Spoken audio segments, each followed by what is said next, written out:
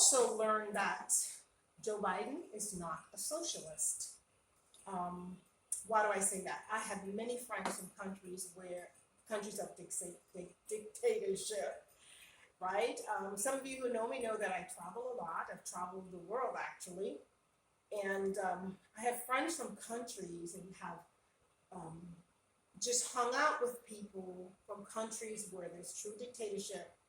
And I've had conversations with them over the last 6 months, asking them, what is socialism? What does it really mean as you've lived it in your country or your parents, grandparents have lived it?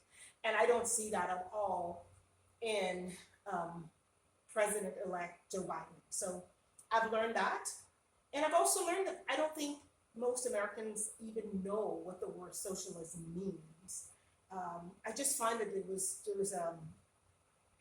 I better not say, I don't want to be ignorant, but I just find that word being thrown around.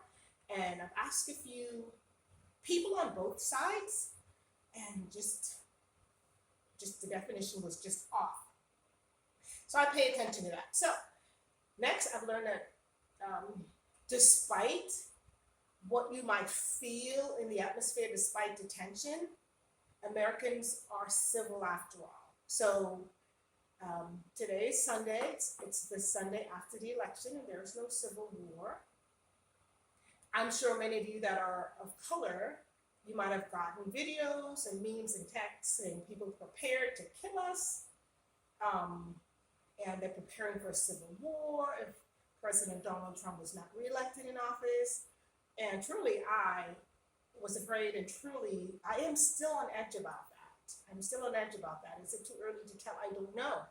But I've learned, regardless of what happens in the future, I can't predict the future, but I've learned that Americans are civil. They are civil.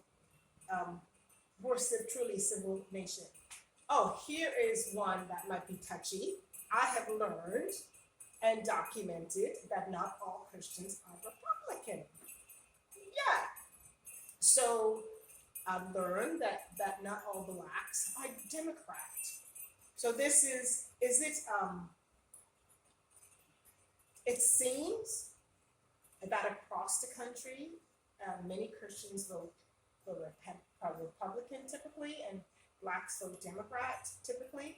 So pay attention to that, and I'm like in the middle, right? Because I'm a black person, and I'm a believer, I'm a Christian. So many people don't know how I voted, and many just assume. They think, oh, she's black, she's going to vote for the Democrat. Oh, she supports Black Lives Matters. Well, duh, I'm black. My life matters. So yes, do I support the organization, the initial organization? Yes, I support the original organization. Back when it started with Trayvon, and I was in Florida when that happened, and we had a house in Ocala, and I've experienced real demonic activities against myself in Ocala, and then we later moved to North Carolina, where my ex-husband was warned to keep your little black wife close to you, because there are people in this little place that still want to lynch black people. So do I support the Black Lives Matter movement? What is there not to support? Aside not supporting my skin, I cannot change my skin, my hair, who I am. I can try to, but I don't. Don't support looting, don't support crime. I don't support any of that. That's just that's stupid. It's just stupid. Stop it. So yeah, I do. And so because of that, many people think, oh, she's going to vote, right? Democrat. You don't know. You wasn't in that with me. And many think, oh, she's a believer. She doesn't do this. She doesn't do that. She's going to vote Republican. You don't know. You don't know what's in my heart. So you don't know how I voted. I just pray that you voted your conscience. Does that make sense? Vote your conscience. So I don't want to promote political beliefs or how we vote on this video. So next, I've learned that many Christians will vote against their belief temporarily. And I had a really strong discussion with a friend, and I said, is this hypocritical or not? That Christians would vote on the other side of the aisle for a temporary relief of something or other.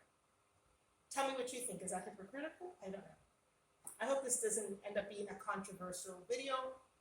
But sincerely, I've learned that because I do talk to believers of all races. And many have voted like opposite of what I thought they would have voted. This one, I don't know why I was surprised, but I've learned that there is no separation between church and state when it comes to the election. Almost everything else, there's a separation, but how do I know? I work in nonprofit, volunteered at churches, worked at churches for years, and we've always been taught, well, keep it separate, especially if you're 501c3. You can't promote Jesus, you can't do that. But during this past election, I've just seen it all, the black and the white together, just muddle up in gray, and churches even try to influence how I vote, like straight up telling me how to vote. Yeah, I found that out. But I was a bit surprised about that, because it wasn't so much in the last election. Now let's sit here, last but not least. Let's sit here for a moment. The biggest lesson I've learned from the 2020 presidential election is this. Neither the Democrats nor the Republicans really care about my money and your money and our finances. And I'll go to heaven believing that. I think it doesn't matter who is in office at the end of the day, they will push their own political agenda. And none of it really seemed to favor the people. Why do I say that? We are 90 days past due for the stimulus check to have been mailed out to people. 90 days past due for the extended unemployment for people in America who are hurting. So has the economy gotten better? I'm not an economist. I've just totally cut myself from live media feeds, so maybe I'm missing something here. But I can tell you in my little circle, the people I hang out with and the places I go, I see people are out and about. I see people wearing masks. Thank you all for wearing masks.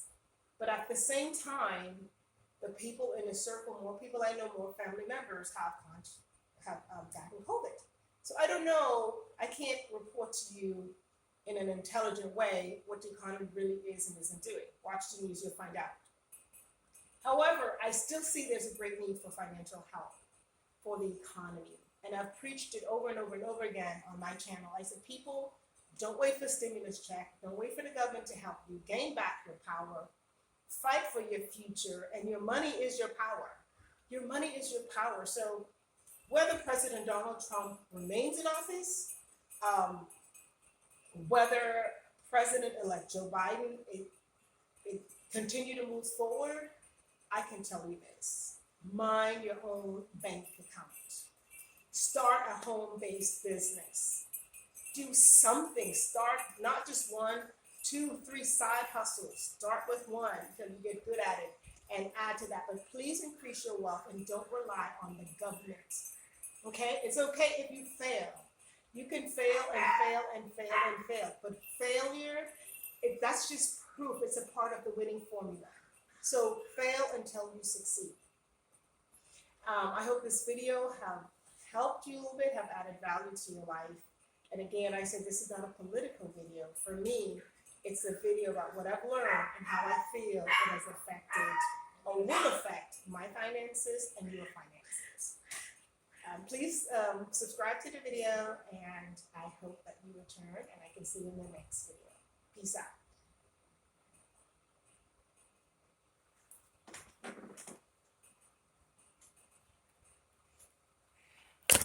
Chase